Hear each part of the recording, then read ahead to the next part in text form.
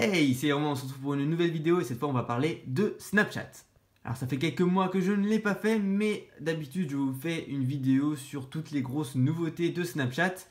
Mais vu que dernièrement ils en sortaient une par mise à jour, ça faisait un peu pas assez pour une vidéo, je préfère toutes vous les regrouper maintenant. La raison pour laquelle je fais cette vidéo, c'est aussi parce que d'ici quelques jours, ou peut-être même on va dire 1 ou 2 semaines, on risque d'avoir une mise à jour de Snapchat dans l'App Store qui sera une très grosse mise à jour avec beaucoup de changements.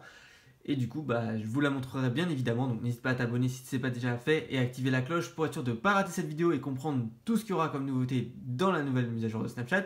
Mais pour l'instant, je vais vous montrer qu'est-ce qu'il y a de neuf. On commence avec le menu sur lequel on arrive dès qu'on lance Snapchat.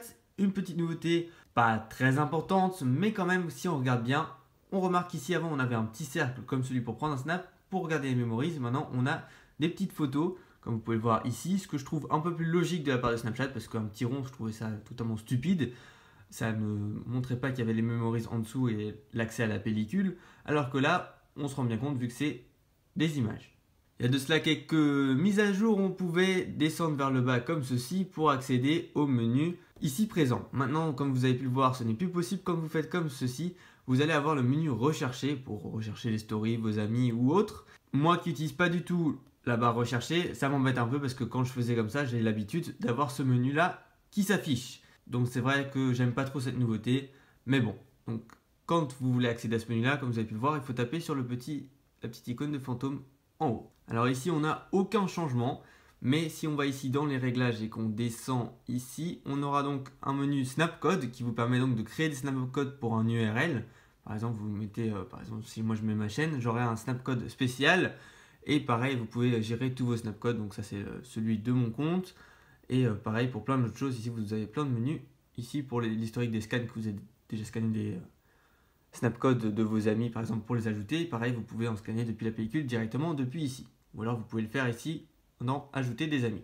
Toujours dans ce menu, on a GeoFilter à la demande, qui est donc une nouveauté payante, où vous pouvez créer votre propre GeoFilter pour un événement, par exemple un anniversaire, un mariage ou n'importe quelle fête. Donc une fête, un baby shower, anniversaire, mariage. Si ça se trouve, d'ici quelques mises à jour, ils ajouteront d'autres raisons pour d'autres occasions. Donc là, je ne vais pas me marier, on va faire fête, voilà, on va choisir n'importe lequel, celui-là il est très bien. Voilà, donc félicitations, vous pouvez le mettre si vous voulez, vous pouvez écrire ce que vous voulez, ici, voilà. Et vous pouvez changer bien évidemment la couleur, le mettre sur le côté, donc là je galère un peu. Mais bon, vous pouvez mettre après un petit emoji de cœur ici. Et voilà, vous personnalisez comme vous voulez et vous faites OK. Ensuite, ici, vous allez l'appeler comme vous le voulez. Moi, je vais faire test. Vous faites continuer. Ici, vous mettez la date à laquelle vous allez vouloir le mettre en ligne. Donc, par exemple, le vendredi 1er décembre jusqu'au samedi 2 décembre. Voilà, comme ceci. Ensuite, vous faites continuer. Voilà, j'ai changé ma localisation. Donc là, imaginons que je suis au ministère de la Défense et je veux qu'il y ait une fête qui s'organise.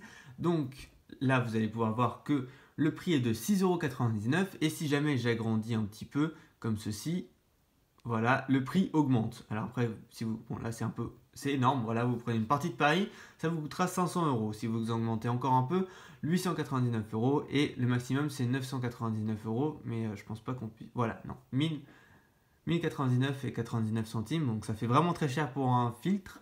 Mais bon, si jamais c'est un gros événement et que vous avez un gros budget, ça peut servir. Donc voilà, hop, on se remet ici pour avoir un prix assez raisonnable. Voilà, c'est un tout petit peu trop petit. Voilà, donc 10,99 €. Donc ça va aussi changer en fonction donc, de la taille du GeoFilter, mais aussi du temps. C'est-à-dire que si j'avais mis 3 semaines, ça m'aurait coûté beaucoup plus cher. Donc pensez à ça si jamais vous en créez un. Ensuite, vous pouvez faire continuer.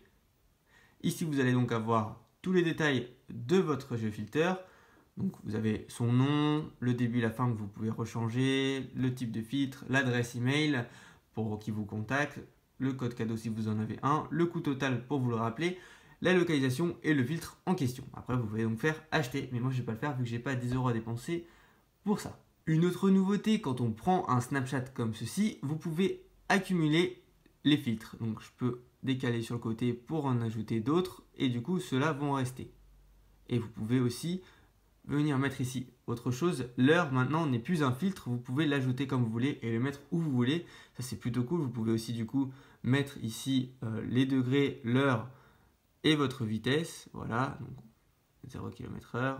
Hop, Après, vous pouvez ajouter plein d'autres choses. Il y a ça, il y a des nouveaux machins comme ça qui s'animent en même temps.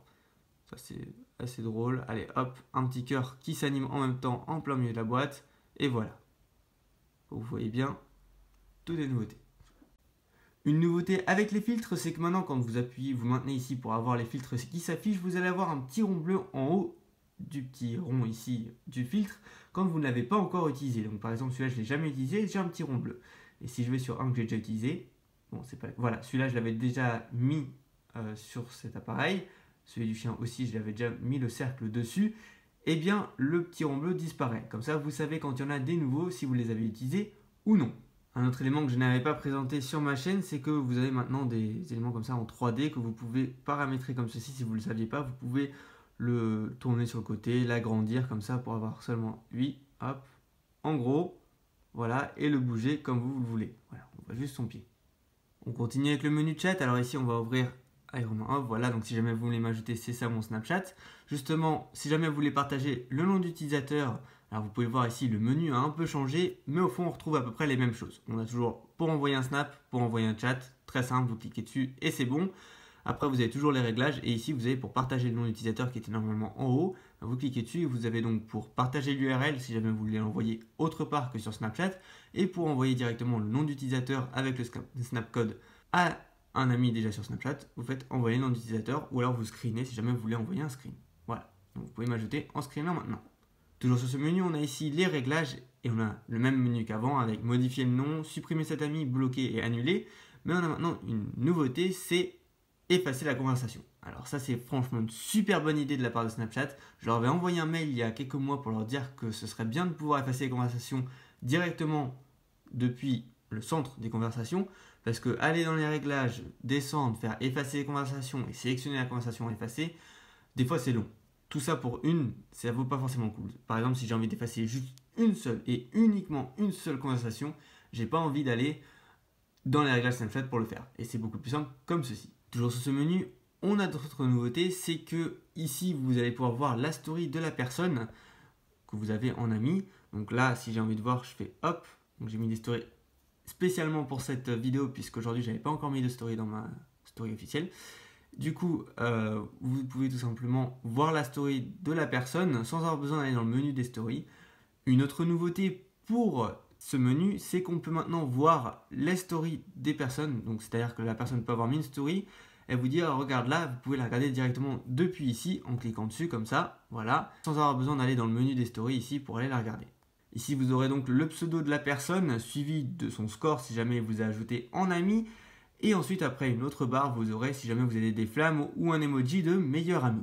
Ensuite, entre ces deux rectangles ici, on aura la snap map, si jamais la personne est dessus. Donc là, moi, j'y suis pas. Mais si la personne est dessus, vous aurez un petit truc avec actif il y a X temps. Donc ça peut être à l'instant, ou alors il y a 10 minutes, ou alors il y a 3 heures. Bref, vous aurez donc ceci. Et vous pourrez cliquer dessus et ça vous ouvrira directement la snap map. En parlant de SnapMap, ici, je vais donc cliquer pour me mettre en mode fantôme. Donc avant, vous pouviez tout simplement appuyer pour mettre mode fantôme et vous n'aviez pas ce menu qui apparaissait. Alors maintenant, vous pouvez choisir si vous activez le mode fantôme pendant 3 heures, 24 heures ou alors jusqu'à ce que vous décidiez. Alors c'est une bonne initiative de la part de Snapchat, mais j'aurais préféré qu'il nous laisse le choix. Par exemple, si j'ai envie que ce soit 1 heure et pas 3, que je puisse sélectionner le nombre d'heures et le nombre de minutes, ce serait beaucoup mieux. Et qu'il y ait toujours jusqu'à la désactivation, bien évidemment. Vous pouvez aussi accéder au menu pour le Bitmoji depuis pas longtemps, directement depuis la SnapMap. On passe maintenant directement dans le chat avec une personne concrètement, donc ici toujours avec moi-même.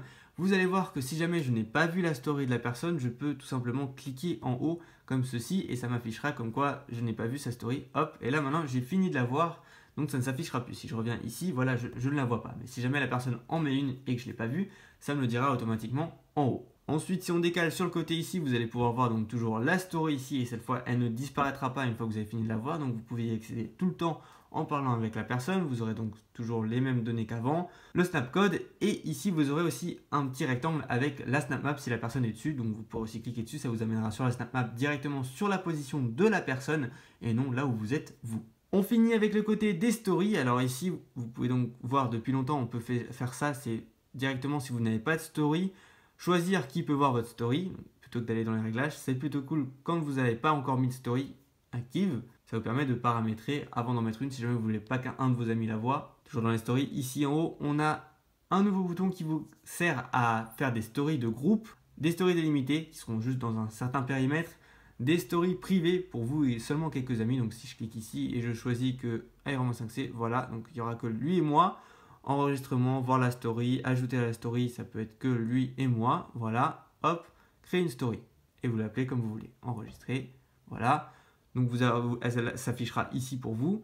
Ici, vous pouvez faire une story de groupe où vous pouvez ajouter plein de gens, voilà, qui ne sont pas forcément dans vos amis. Voilà, je pense que j'ai fait le tour de toutes les nouvelles fonctionnalités de Snapchat sur les derniers mois. Si j'en ai oublié, n'hésitez pas à me le mettre dans les commentaires, comme ça tout le monde pourra le voir et moi je pourrai voir lesquels j'ai pu oublier. N'hésite pas aussi à liker la vidéo si elle t'a plu, n'hésite pas aussi à t'abonner pour plus de contenu et particulièrement pour la vidéo de Snapchat qui va arriver dès que la mise à jour sort. Je vous montrerai toutes les nouveautés en détail et comment bien utiliser la nouvelle application de Snapchat et nous on se retrouve dans une prochaine vidéo. Ciao!